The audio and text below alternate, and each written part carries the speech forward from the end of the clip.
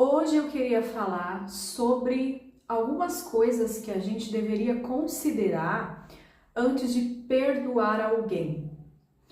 E aqui a palavra perdoar, eu estou falando no sentido de voltar a conviver com aquela pessoa que fez algo que nos chateou, que nos magoou de forma repetida, que de alguma forma atrapalhou alguns planos que a gente tinha e a gente ficou afastado. Eu não estou falando do perdão, aquele perdão dentro da gente, onde a gente consegue deixar de sentir raiva, deixar de sentir mágoa. Esse perdão a gente deve ter sempre, a gente deve praticar sempre, porque os sentimentos negativos que ficam dentro da gente nos prejudicam, fazem com que a nossa saúde emocional e mental fique prejudicada, a gente se sente triste, a gente não produz. É assim que eu me sinto, pelo menos quando eu não estou bem. Então esse perdão a gente deve sempre praticar, mas aqui eu estou falando do perdão no sentido de voltar a conviver, voltar a se relacionar com aquelas pessoas que a gente se afastou porque nos magoaram. Tem algumas questões que a gente deve considerar antes de decidir retomar a convivência com essas pessoas. Todos os relacionamentos têm vantagens para as pessoas envolvidas. Então, você pode ter acesso à informação através de um relacionamento que você tem, de uma amizade que você tem. Você pode ter acesso a alguns benefícios, seja ele material, financeiro, emocional. A pessoa sempre te escuta, então aquela pessoa sempre faz você se sentir acolhida, faz você se sentir com a autoestima elevada. Então os relacionamentos têm vantagens para as partes que estão envolvidas nele. Então, quando você se afasta de alguém, você rompe aquele relacionamento e você explica para a pessoa o que é que te incomodava nela, qual era a atitude dela, que fazia você se sentir triste, fazia você se sentir invadida, desvalorizada. Quando você explica essas coisas e se afasta da pessoa, a pessoa pode te procurar novamente, pedindo desculpa, ou simplesmente se aproximando, tentando retomar aquela relação, aquele contato. O que eu hoje considero quando eu recebo essa tentativa, de retomar o contato? Eu analiso o que é que está motivando a pessoa a retomar o contato. Ela refletiu de fato sobre o que foi apresentado, o que foi falado, ela está considerando a maneira como eu me senti, ou ela está sentindo falta daquelas vantagens que ela tinha quando a gente se relacionava. É muito comum que as pessoas voltem a procurar a gente porque elas estão sentindo falta daquela vantagem, porque elas estão sentindo o peso da nossa ausência na vida dela, a falta que aqueles hábitos que a gente tinha está fazendo na vida dela. É muito comum a pessoa tentar retomar para ter aquela mesma relação das coisas, que ela sente falta hoje.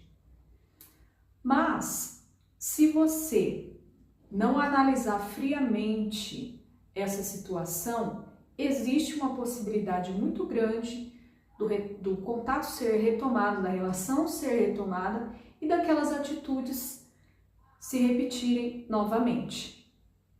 Então, tente perceber se houve realmente um esforço, da parte da pessoa de modificar aqueles comportamentos, se houve de fato um trabalho interno sobre aquilo que você apontou para ela que te fazia mal. Porque o fato da gente amar muito alguém pode fazer com que a gente retome aquela relação, a gente retome aquele contato e as atitudes de antes serem repetidas, porque a pessoa não fez um esforço de mudança. Então, a gente tem que ser racional e frio para tentar perceber essas coisas. As mudanças nos nossos comportamentos, elas exigem muito esforço da nossa parte, elas exigem uma disposição e uma decisão de mudança, uma disciplina constante. Então, o fato da pessoa querer mudar ou querer retomar o contato com você, ou estar triste por estar longe de você, não é suficiente para mudar os comportamentos dela. Muitas vezes ela pode estar viciada em determinados comportamentos. Exemplo, a pessoa fuma cigarro, tá? Aqui um exemplo que não tem necessariamente a ver com relações, mas é um exemplo de um vício. A pessoa tem o vício no cigarro e quer abandonar esse vício. Ela sabe o quanto faz mal, ela sabe tudo aquilo que o cigarro causa de ruim na vida dela, todos os prejuízos para a saúde, para os relacionamentos que o cigarro tem. Mas o fato dela querer não é suficiente para ela mudar. Ela precisa de um esforço muito grande para sair daquele vício. Ela precisa realmente se empenhar e se dedicar para abandonar aquele vício, aquela situação ruim da vida dela. Eu, por exemplo, tomava refrigerante todos os dias. Não considero que isso seja um vício, por assim dizer, mas era uma coisa muito difícil de mudar. E eu demorei para conseguir tirar esse hábito da minha vida, mesmo sabendo o quanto aquilo era ruim para mim, o quanto aquilo me prejudicava. Então, só o fato da gente saber que é ruim, da gente dizer que a gente quer mudar e da gente pedir desculpa por aquilo, não é suficiente para a mudança de fato acontecer. E existe também um medo que nós temos de que, caso a gente seja muito exigente com as pessoas, ou caso a gente coloque muitos limites para as pessoas na nossa vida, pode ser que um dia a gente precise dessa desculpa e a pessoa não nos conceda essa desculpa. Pode ser que um dia a gente precise ser absolvido pela pessoa e a pessoa não queira fazer isso por conta do nosso comportamento. Então a gente tem esse medo. Ai, se eu não perdoar o fulano, se eu não abrir as portas agora para o fulano, pode ser que amanhã ou depois eu precise de algo e o fulano não me dê.